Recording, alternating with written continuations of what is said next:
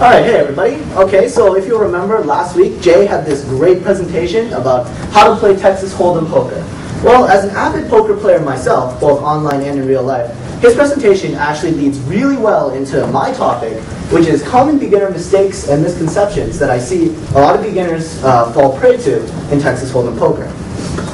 Today I'm going to be talking about three things: the importance of playing in turn and not acting out of turn, the relative hand strength, so that would be your opening hand of 2 cards, and the poker phenomenon known as going on tilt.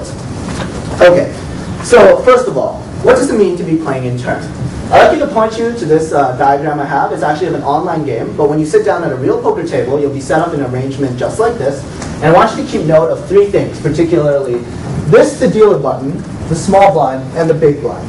Now, when everyone initially has 2 cards like this, the first person to act is the first person to either bet, call, raise, or fold, is the person left of the big blind, so him. And then it follows in a clockwise direction, going one at a time like so, until it reaches to the big blind. Now, for every subsequent round of betting after that, so that's when after the 3 cards come up, or the 4th card comes up, or the 5th card comes up, the first person to act is the small blind, and then it goes clockwise, as such.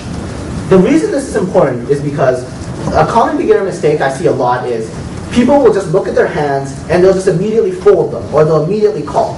And they'll do it before, they'll do it even if they're like in this position and there's like 5 people before them that have to act.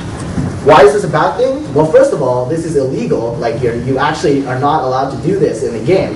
And second of all, you're giving information to your opponents way before they actually get the right to know that information.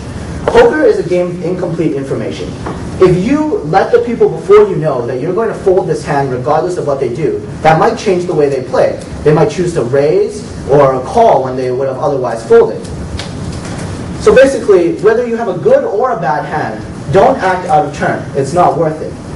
Now, speaking of good or bad hands, let's move on to talking about some good or bad hands. As some of you might know, the strongest possible poker hand you can start off with is pocket aces, 2 aces right off the dot.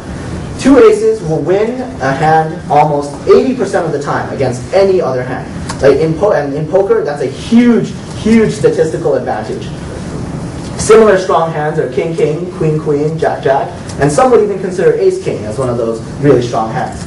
Now the weakest poker hand you can possibly start off with is 7-2 with different suits. And the reason for that is because not only are those 2 really low cards, but you can't even form a straight out of them with 3 other cards. It's basically a useless hand. Now, here's the beginner mistake I see a lot when it comes to hands. You look down and you see something like King 2, Queen 3, Jack 5, and basically they only see the face card. And they want to play the hand just because there's that one face card. Why is this a bad idea? Well, not only will you not get the top pair face card most of the time, like in fact you'll miss the flop like over 66% of the time. Even if you do manage to get the top pair, if someone else has the top pair, so if someone else has King 10, King 9, King 7, they'll beat your King 2 any time of the day. Of course, you know, the cards come up, might be different, might not. You can get lucky. Now, talking about luck, let me tell you a little story.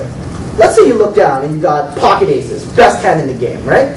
So some schmuck at the table, he goes, I'm all in. And you're like, oh yeah, I've got pocket aces, I've got this. So you flip over the pocket aces, he flips over the 2 5s, and you're like, yeah, I've definitely got this. So it comes up ace, king, king. And you're like, I've made the strongest full house in the game. I've like totally got this. Like this is the best possible outcome for you. But then the 4th card comes up and it's a 5. And then the 5th card comes up and it's another 5. So your opponent has made 4 of a kind 5s, which is the second strongest poker hand they can possibly make.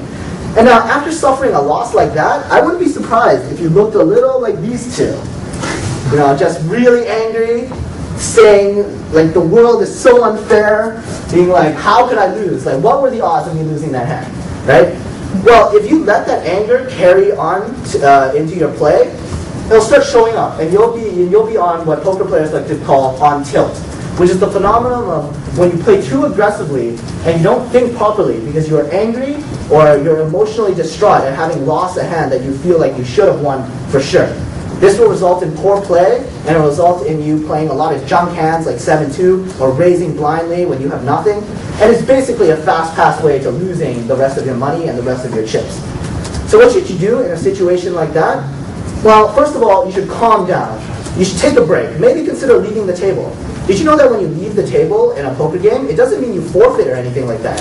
It just means you skip the next couple of hands. You can always come back at any time as long as you have chips.